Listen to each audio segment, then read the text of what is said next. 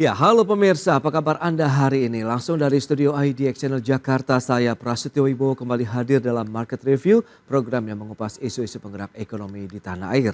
Dan kali ini kita akan membahas dari sisi komoditas ataupun industri kelapa sawit begitu ya, di mana kita tahu pemerintah juga akan meningkatkan penerimaan negara dari sektor sawit, tapi di satu sisi memperbaiki juga ini tata kelolanya, kemudian legalisasi dari lahan perkebunan sawit di Indonesia. Seperti apa nanti dampaknya dan kesiapan dari pelaku usaha? Langsung saja kita mulai market review selengkapnya.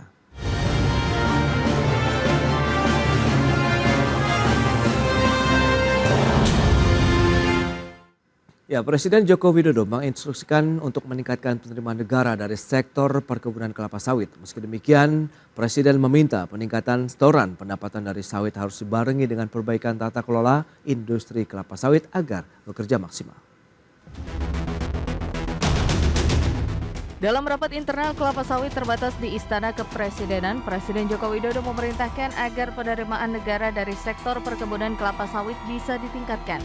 Presiden bahkan meminta agar peningkatan tata kelola industri kelapa sawit bekerja lebih maksimal di akhir masa jabatannya yang berjalan hingga Oktober 2024. Untuk itu dalam perintahnya Presiden Jokowi meminta Satgas Sawit untuk segera menyelamatkan masalah perkebunan sawit, termasuk soal penyelesaian lahan perkebunan sawit ilegal. Hal ini dinilai dapat membuat perolehan pajak lebih tinggi, utamanya pendapatan nasional dari sektor perkebunan kelapa sawit. Di sisi lain, pemerintah juga diminta untuk menyelesaikan permasalahan lahan sawit ilegal di dalam hutan, di mana dalam temuan Badan Pengawasan Keuangan dan Pembangunan atau BPKP, mengungkapkan di Indonesia terdapat 16,8 juta hektar lahan perkebunan sawit dan sebanyak 3,3 juta hektar diantaranya merupakan lahan ilegal yang berdiri di atas kawasan hutan. Jakarta, Tim Liputan IDX Channel.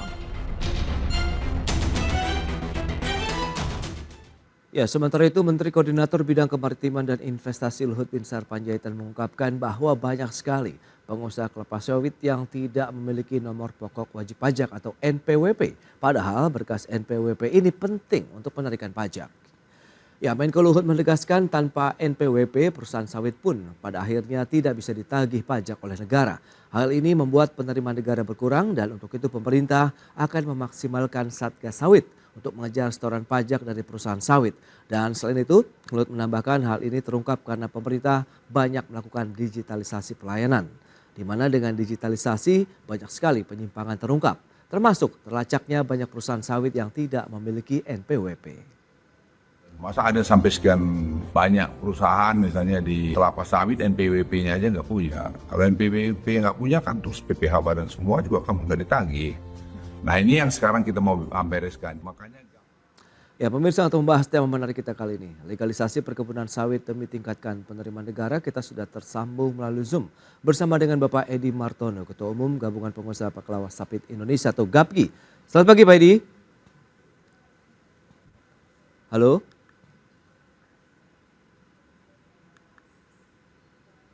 Ya halo, selamat pagi Pak Edi. Baik, dan berikutnya langsung saja kita sapa.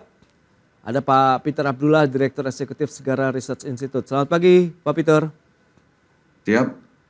Baik, salam sehat Pak. Alhamdulillah sehat Mas. Baik, terima kasih. Dan kita akan coba menyapa kembali.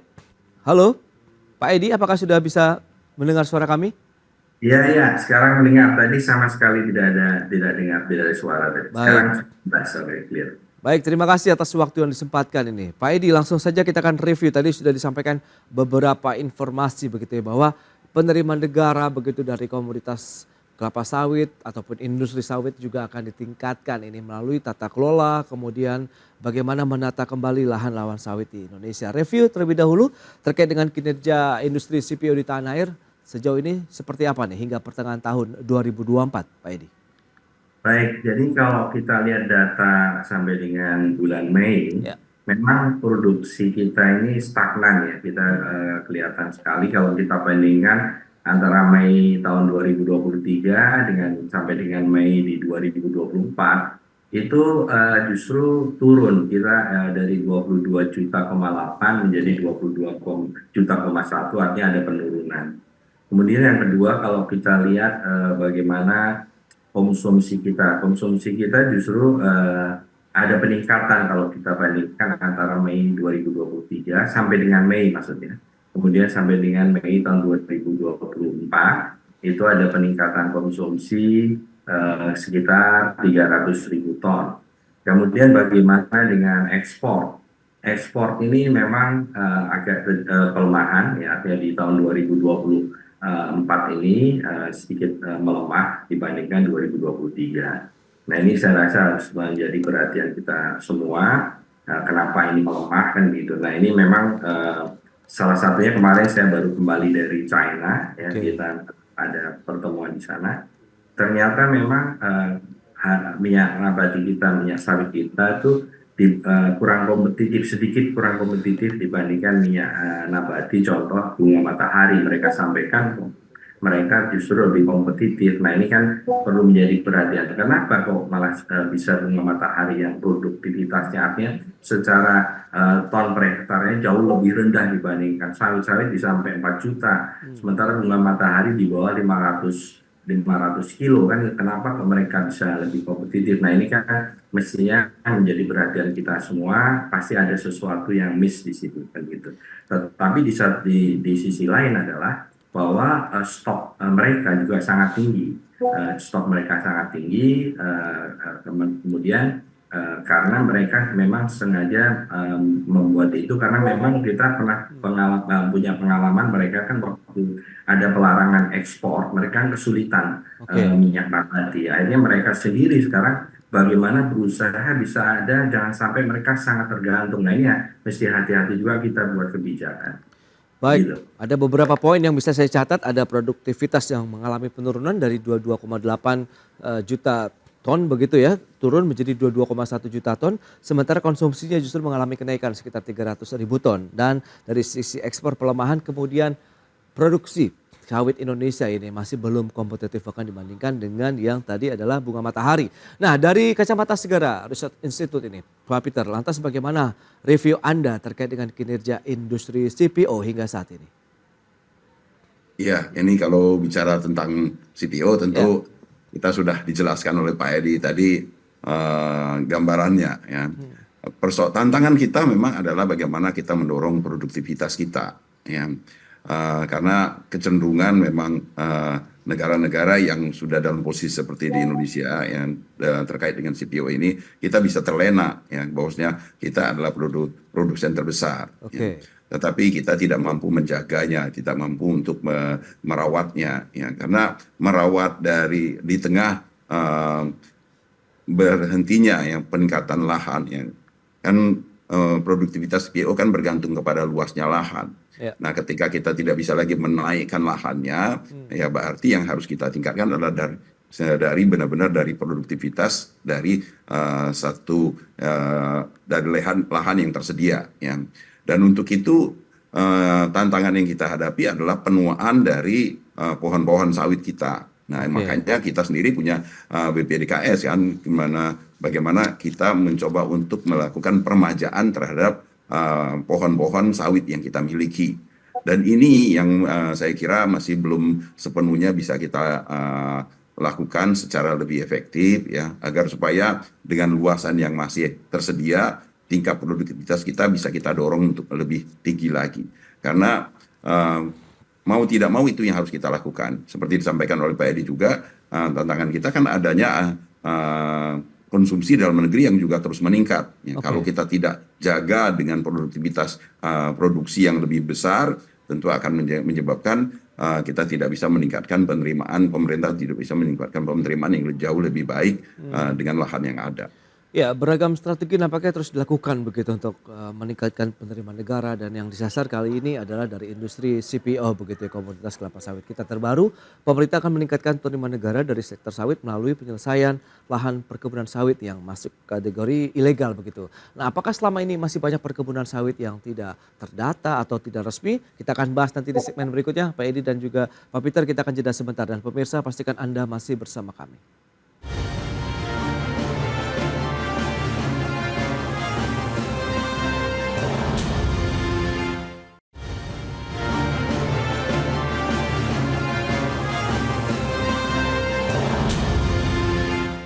Ya, pemirsa, Menteri Koordinator Bidang Perekonomian Airlangga Hartarto mengungkapkan pemerintah ingin menyelesaikan permasalahan lahan sawit yang diduga ilegal. Salah satu caranya dengan melakukan pemutihan sebanyak 3,37 juta hektar lahan sawit ilegal yang berada di hutan untuk segera diselesaikan pada bulan September tahun ini.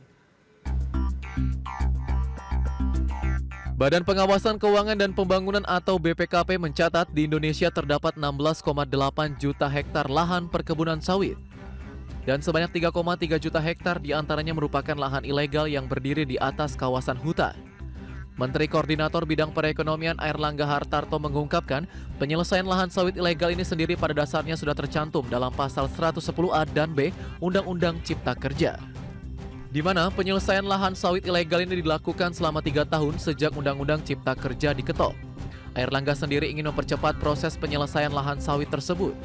Pemerintah ingin menyelesaikan permasalahan legalitas untuk 3,3 juta hektar lahan sawit dengan upaya pemutihan yang ilegal untuk menjadi legal. Ditargetkan pemutihan lahan sawit ilegal tersebut selesai September mendatang. Undang-Undang Cipta Kerja memberi kesempatan dalam 3 tahun mereka yang berbeda akibat daripada regulasi, dan 3 tahun itu sudah lewat. Nah, sedangkan yang satu di pasal 110B terkait dengan pelanggaran.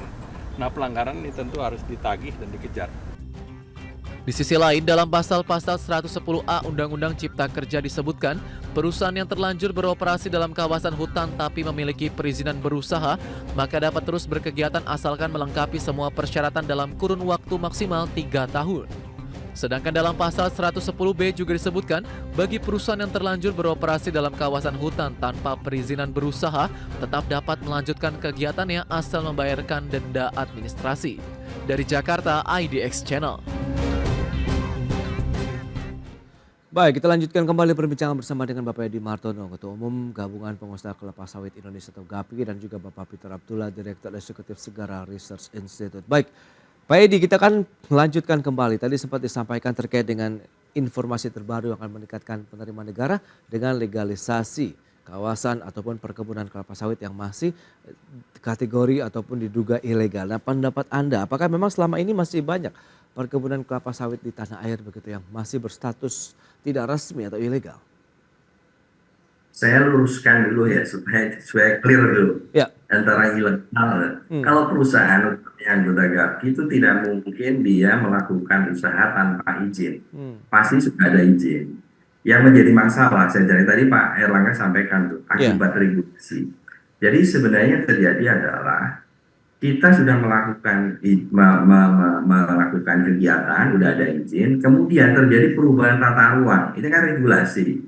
Akibatnya yang tadinya bukan masuk kawasan hutan menjadi masuk kawasan hutan. Nah, ini baik terjadi di anggota GAPI.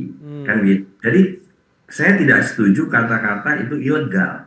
Itu legal. Bahkan sudah ada yang HGU pun, kita sudah ada HGU, model plasma kita yang zaman waktu itu masih Orde Baru itu masuk juga kawasan hutan. Apakah itu kita sudah punya sertifikat HGU dan plasma kita punya sertifikat hak milik kemudian dikatakan ilegal? Kan gitu. Ini saya tidak setuju. Nah, kemudian bagaimana penyelesaian itu? Kalau 110A itu sudah kita tuh hampir sudah dikatakan hampir 100% anggota GAPI itu sudah melakukan pembayaran. Jadi yang 110A itu akibat dari itu karena adanya ini sesuai tata ruang, tetapi ada perubahan tadi, ada perubahan tata ruang. Nah, bagaimana dengan 110B? 110B ini anggota GAPI itu praktis belum menerima tagihan. Tetapi di sini sebenarnya 110B itu adalah tadi contoh ini, tidak dia punya izin, tetapi dia belum karena ada perubahan tata ruang, dia belum mempunyai izin kehutanan, tetapi di dalam PP 24 ini yang memang menjadi masalah, itu tidak sesuai dengan tata ruang. Kita tahu sendiri bahwa di waktu Undang-Undang Tata Ruang itu baru ada di Undang-Undang 26 tahun 97. Nah, tahun 2007. Nah, sebelum tahun 2007 ini praktis hampir si Pemda ini, beberapa Pemda malah yang di daerah sawit seperti di Riau apa terjadi perubahan, tidak ada tata ruang yang jelas. Nah, ini yang mengakibatkan semua yang tadi tata kelolanya akibatnya kalau perusahaan waktu memohonkan izin Ya. sudah pasti dia sesuai dengan rencana tata ruang itu, apakah peruntukannya memang untuk budidaya atau saya meyakini tidak akan mungkin ditaruh misalnya di hutan konservasi kan gitu, tapi itu pasti untuk di budidaya. Tiba-tiba di tengah jalan terjadi perubahan tata ruang. Nah, kemudian saya jelaskan lagi. Nah, kemudian bagaimana tadi kan hubungannya dengan penerimaan? Nah, tadi Pak Peter sudah sampaikan bahwa kita tuh produksi kita stagnan. Dalam 5 tahun terakhir ini stagnan, bahkan trennya menurun. Nah, yang 110A itu bisa anggota kita sudah hampir 100% melakukan pembayaran. Ya. Yang 110B itu memang belum ada tagihan, tapi diberikan waktu untuk klarifikasi untuk ya benar tidak kalau ini kondisi seperti ini. Tetapi yang bahayanya di dalam 110B itu adalah hanya diberikan satu daur saja. Misalnya kita sudah jalan 15 tahun, hanya diberikan waktu 10 tahun dan harus membayar denda sangat tinggi. Setelah itu dikembalikan lagi ke negara dan harus diutangkan kembali. Di saat konsumsi kita sudah naiknya luar biasa, kita bandingkan dengan tahun 2019 itu masih sekitar 20%. Sekarang udah 2% antara produksi dan konsumsi. Nah, ini kalau justru nanti terjadi penurunan lahan, tadi Pak Peter sampaikan malah kita tidak ada ekspansi sama sekali, ini malah terjadi pengurangan lahan. Nah, ini yang harus menjadi perhatian kita bersama, sampai nanti konsumsi kita naik, kebutuhan kita tinggi. Nah, itu yang akan dilakukan pasti ekspor akan berubah.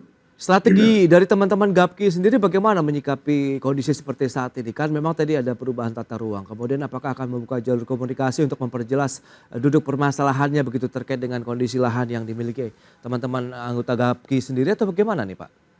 Kita rutin, kita dengan Satgas, dengan kementerian KLHK, Kementerian Perekonomian, pemerintah ATR, kita melakukan itu karena ini bukan apa-apa, ini sudah berjalan. Kebun ini sudah ada karyawan, ada pabrik, ada sekolah, ada perumahan di situ, kan gitu. Jadi ini kan tidak mungkin kita diam saja. Kita pasti terus berusaha, kita memberikan bukti seperti ini. Contoh di Kalimantan Tengah, dari area penggunaan lain, artinya bukan kawasan hutan itu 36%, kemudian tiba-tiba dengan tata ruang yang baru turun menjadi 17%. Akhirnya masuk kawasan hutan banyak sekali. Nah, inilah yang terjadi sebenarnya di industri sawit kita yang sekarang yang dikatakan itu ilegal gitu. Oke. Nah, Pak Peter, lantas bagaimana Anda melihat kondisi seperti ini? Apakah memang ada satu misinformasi kah atau mungkin data yang tidak akurat atau seperti apa nih kalau pengamatan Anda? Ya, ini adalah sekali lagi menunjukkan betapa koordinasi ya di Indonesia itu mahal sekali. Ya. Kita sangat lemah di dalam koordinasi. Bagaimana mungkin apa yang disampaikan oleh Pak Edi tadi ya, tata ruang kita itu berubah dan kemudian itu menyebabkan justru menambah permasalahan yang di tengah kita sedang digugat oleh Uni Eropa. Ya. Karena itu akhirnya membuat kita semakin dalam posisi yang lemah kalau menurut saya ya Pak Edi. Kalau yang tadinya tidak di dalam kawasan hutan menjadi masuk dalam kawasan hutan. Nah, sekali lagi ini harus menjadi PR ya, pemerintah hendaknya berhati-hati meningkatkan koordinasi agar supaya tidak memunculkan permasalahan-permasalahan baru.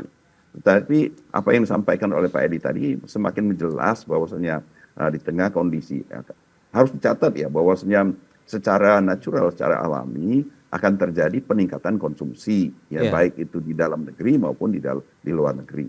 Nah, kenaikan konsumsi baik itu di dalam maupun di luar itu harus diantisipasi dengan kenaikan produktivitas. Dan kenaikan produktivitas ini di tengah masih adanya moratorium, tidak adanya pembukaan lahan-lahan baru, yang harus kita lakukan adalah peningkatan produktivitas dari lahan-lahan yang ada ya. Termasuk dari lahan yang ini kan sudah termasuk di dalam perhitungan apa yang disampaikan oleh Pak Edi tadi, apa yang sudah kita hitung ya, kemampuan produktivitas kita. Kalau lahan-lahan yang disebut sebagai tanda kutip ya, karena Pak Edi, saya sependapat dengan Pak Edi, ini tidak bisa kita masuk kategorikan ilegal ya. Ini sesuatu yang kasat mata ya. Dan sebenarnya pemerintah juga sudah menikmati hasilnya ya. Baik itu dari hasil penerimaan maupun dari hasil penciptaan lapangan kerja yang terjadi di situ ya. Nah, oleh karena itu penyelesaiannya juga harus benar ya, agar supaya kita justru tidak mengalami penurunan produktivitas yang pada ujung-ujungnya semakin memperdalam turunnya produksi kita, produksi sawit kita yang pada akhirnya juga akan menurunkan penerimaan dari pemerintah. Jadi menurut saya ya pemerintah harus lebih wise di sini ya, karena tidak mungkin bagi dalam pemikiran saya ya Pak Edi ya, kita melakukan menghutankan kembali, ini bukan barang kecil ini ya, luas ribuan hektar ya, jutaan hektar yang kemudian kita harus hutankan kembali. Pertanyaannya, mungkin menghutankannya gampang ya, tinggal panggil orang ahli kehutanan, biarkan aja jadi hutan kembali. Tetapi bagaimana kita ya, pemerintah nantinya itu mengantisipasi ya masyarakat yang sudah bekerja di situ, perusahaan-perusahaan yang sudah bekerja di situ. Betul, jadi penurunan produksi itu kan tidak hanya dari sisi pengusaha sawitnya, tapi juga dari sisi masyarakatnya. Apalagi ya Pak Edi bilang juga sudah ada perumahan, sudah ada sekolah di situ. Itu mau dibuang kemana ya? Ini kita menghadapi persoalan yang tidak sesederhana itu ya. Jadi menurut saya ini harus segera dilakukan, pemerintah mengambil keputusan sikap yang saya kira mensupport bagaimana kita melakukan legalisasi terhadap lahan-lahan ini yang saya kira bukan kesalahan mereka itu. Ya, karena itu sudah tidak mungkin mereka melakukannya secara tanda kutip ilegal tadi ya. Bukan, mereka tidak melakukannya dengan sembunyi-sembunyi itu. Ya, mereka melakukannya tentu dengan izin ya, tanda kutip izinnya ya, dengan izin. Dan oleh karena itu saya kira yang paling tepat, saya sudah berulang-ulang menyatakan ini setiap kali saya ditanya soal legalisasi perkebunan sawit ini. Ya, ini pemerintah harus wise ya, tidak mungkin pemerintah menciptakan masalah baru nanti di sini. Ya. Ini harus dilegalkan, dengan demikian mereka bisa meningkatkan produksinya. Kalau sekarang ini saya kira pengusaha-pengusaha di sana ya nggak berani juga ya Pak Edi ya untuk melakukan apa-apa agar supaya produksi mereka meningkat, ya melakukan permajaan dan sebagainya. Jadi statusnya menjadi status quo yang merugikan. Oke Pak Peter, tadi target dari pemerintah Pak Erlangga bilang kan juga September lah paling tidak begitu. Apakah ini bisa kita percepat dalam artian teman-teman yang memang tadi sudah terkena ada perubahan tata ruang bisa segera mendata kembali begitu lahan yang mereka miliki karena sudah mendapat izin operasional lah bisa dikatakan sebelumnya. Kita bahas nanti di segmen berikutnya Pak Peter dan Pak Edi, kita akan jeda kembali sebentar. Pemirsa, kami akan segera kembali usai pariwara berikut ini.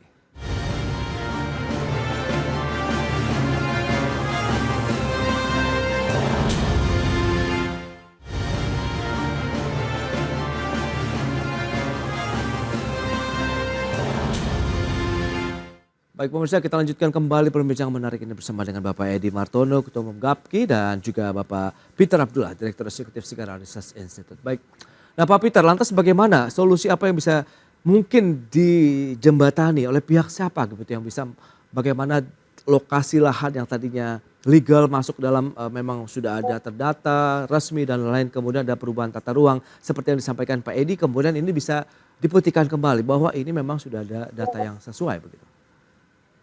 Ya begini ya, background kita kan ada, pemerintah itu dengan Undang-Undang Cipta Kerja itu kan ingin mempermudah, ya, bukan mempersulit, apalagi menghambat ya laju dari kegiatan usaha. Jangankan yang sudah lama, yang baru pun itu kan dipermudah. Ya. Nah sekarang ini teman-teman di GAPKI, teman-teman di pengusaha sawit itu nggak ada yang pengen sulit ya, nggak ada yang pengen menghambat juga atau berhawanan dengan pemerintah. Apa yang sudah digariskan oleh pemerintah tentu mereka akan pasti ikut.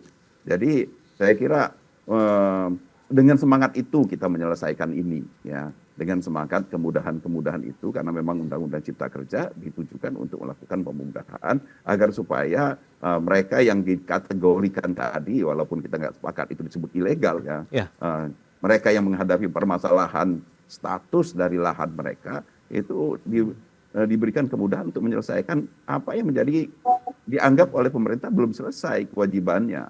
Apakah itu ini kan terkait dengan uang-uang izin sebelumnya ya saya kira. Dan itu yang tinggal. Nah untuk itu tetapi pemerintah juga tentunya harus paham juga, walaupun kita ya ini terbuka aja ya, menurut saya persoalan menyelesaikan yang seperti ini tuh seringkali kalau ada istilah di pemerintah itu kan, kalau bisa dipersulit kenapa dipermudah. Wow. Itu yang jangan Oke. sampai terjadi saya kira. Ya, persoalan-persoalan yang ada sekarang ini karena semangatnya dipermudah ya memang harus dipermudah, bukan dengan menggunakan jargon-jargon yang lama itu. Kalau bisa dipersulit jangan dipermudah. Ya, saya kira itu aja kok. Teman-teman di GAPI saya kira Ya. semangatnya sama. Baik, Pak Edi, bagaimana Anda melihat mungkin kondisi saat ini begitu? Tadi upaya-upaya sudah disampaikan begitu oleh Pak Peter, tapi kita tahu ada satu lembaga juga ini dari Badan Pengelola Dana Perkebunan Kelapa Sawit (BPDPKS) yang memang harusnya fokus untuk mengelola dan mengembangkan industri kelapa sawit. Ada arahan juga begitu beberapa waktu lalu sempat mencuat untuk mengurusi juga nih terkait dengan kakao kemudian komoditas lainnya begitu. Menurut Anda bagaimana?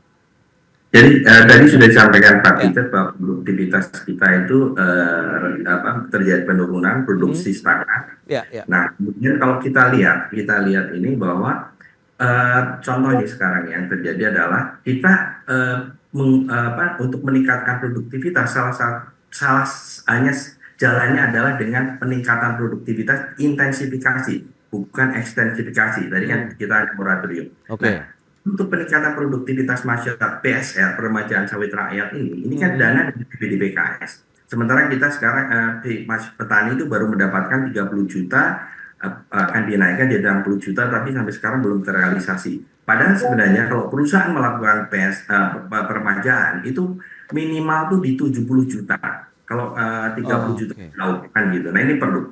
Dan dari mana? Dari BPDPKS.